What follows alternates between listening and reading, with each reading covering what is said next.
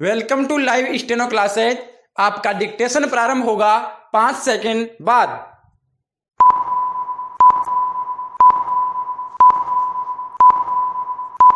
Yes start. मैं एक पुस्तक हूँ कोमा जिसे आप पढ़कर आनंद लेते हैं। स्टॉप। मेरे अक्षर उसी तरह अमर है कोमा जिस तरह मनुष्य की आत्मा अमर है। स्टॉप। लेकिन क्या आप जानते हैं कि मेरा जन्म कब और कैसे हुआ? Question mark. हजारों वर्ष पूर्व जब मनुष्य ने लिखना सीखा तब मेरा जन्म हुआ।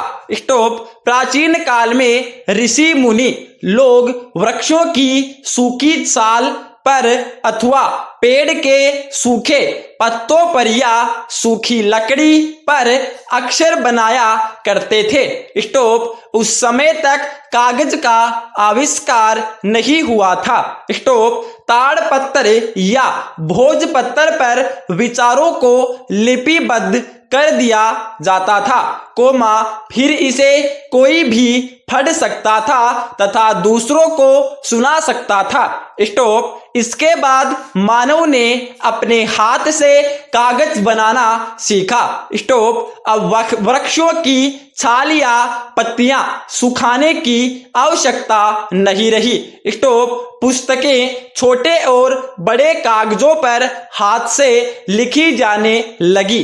स्टॉप। जब कोई पृष्ठ लिख लिए जाते तब सुई और धागे से उन कागजों को सील लिया जाता और इस प्रकार बनी पुस्तक पर मजबूत पट्टे की जिल्द चढ़ा दी जाती थी। स्टॉप। परंतु इस प्रकार हाथ से लिखी पुस्तक की केवल एक ही प्रति तैयार हो पाती थी। स्टॉप। पुस्तक की दूसरी प्रतिलिपि तैयार करने के लिए पुनः नए सिरे से उसे लिखना पड़ता था। स्टॉप। इस प्रकार जिस व्यक्ति को उस पुस्तक की प्रतिलिपि चाहिए होती थी स्टॉप वह किसी लेखक व्यक्ति को उचित पारिश्रमिक देखकर उसकी दूसरी लिपि तैयार करा लेता था। स्टॉप। प्राचीन काल में राजाओं महाराजाओं का जमाना था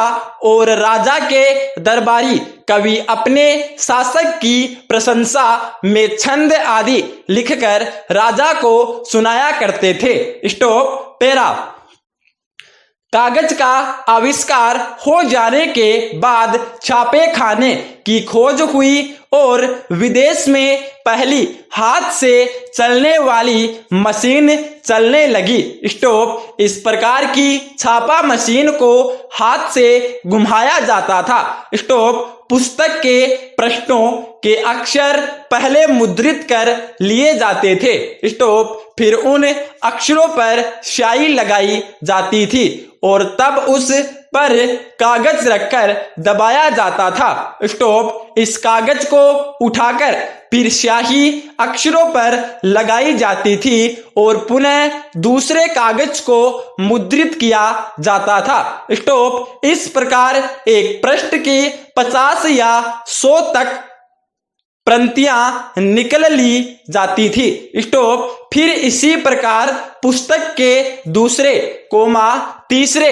पृष्ठ को मुद्रित करके कागजों पर उनकी प्रतियां निकाल ली जाती थी। स्टॉप। इस तरह कुछ दिनों में एक पुस्तक बनकर तैयार हो जाती थी तथा उसकी आवश्यकता अनुसार अनेक प्रतियां बना ली जाती थी। स्टॉप। फिर इन पुस्तकों को लिखकर इन पर पट्टा चढ़ा दिया जाता था। स्टॉप। धीरे धीरे छापा खाना मशीन में आवश्यक सुधार होना शुरू हुआ।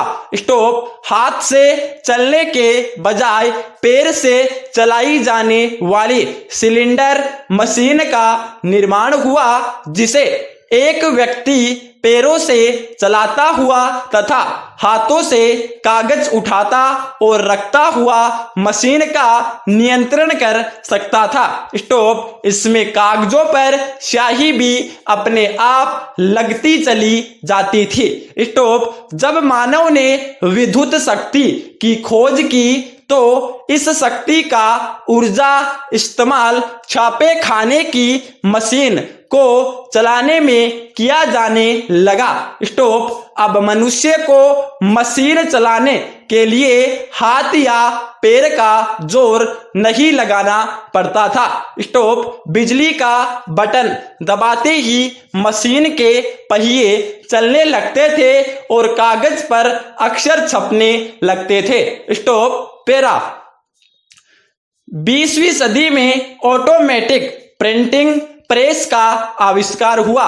स्टॉप। आजकल अधिकांश रूप से पुस्तकें इसी तरह की प्रेस पर ही छपती है। स्टॉप। इस प्रेस में 500 या 1000 अथवा जितनी प्रतियां छापनी हो कोमा उतने कागज लगाकर रख दिए जाते हैं। स्टॉप। मशीन अपने आप उन कागजों को स्वीकार करके छापती हुई एक जगह इकट्ठा करती जाती है। स्टॉप। एक पृष्ठ मुद्रित करने के बाद दूसरी तरफ का पृष्ठ छापा जाता है। स्टॉप। इस प्रकार की प्रेस से छपाई करने के लिए कंप्यूटर मशीन से अक्षर मुद्रित किए जाते थे। स्टॉप। वर्तमान समय में मुद्रा पुस्तक को छापने के लिए निम्न चरणों का सहारा लिया जाता है। स्टॉप। पैरा। सबसे पहले लेखक व्यक्ति अपने बुद्धि और मन की शक्ति से अपने विचारों को क्रमबद्ध रूप से लिखता जाता है। स्टॉप। इस प्रकार अनेक पृष्ठ लिखता हुआ वह किसी विषय पर पुस्तक की एक हस्तलिपि अथवा पांडुलिपि तैयार कर लेता है। स्टॉप। इस पांडुलिपि को कंप्यूटर पर टाइप करने के लिए भेज दिया जाता है। स्टॉप। टाइप किए हुए अक्षरों की प्रूफ रीडिंग या शुद्धिकरण कार्य किया जाता है।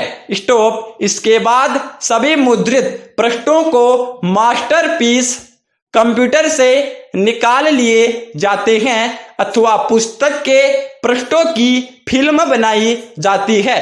स्टॉप। इस मास्टरपीस या फिल्म को प्रिंटिंग प्रेस में सेट किया जाता है। स्टॉप। अनेक सारे सफेद कागज प्रेस में रखे जाते हैं। स्टॉप। प्रिंटिंग प्रेस का बटन दबाया जाता है। स्टॉप। इस तरह पुस्तक के पृष्ठ छपने लगते हैं। स्टॉप। इन पृष्ठों को क्रम से अलग अलग करके पुस्तक के अनुसार इकट्ठा किया जाता है। स्टॉप। इसके बाद पुस्तक के पृष्ठों की सिलाई होती है।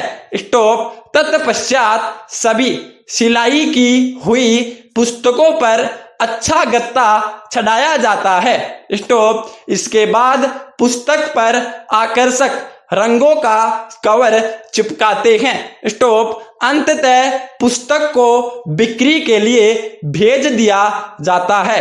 स्टॉप। इस तरह छपाई और बाइंडिंग की अनेक प्रक्रियाओं से गुजरने के बाद मैं आपके पास आ जाती हूँ। पूर्ण विराम। धन्यवाद।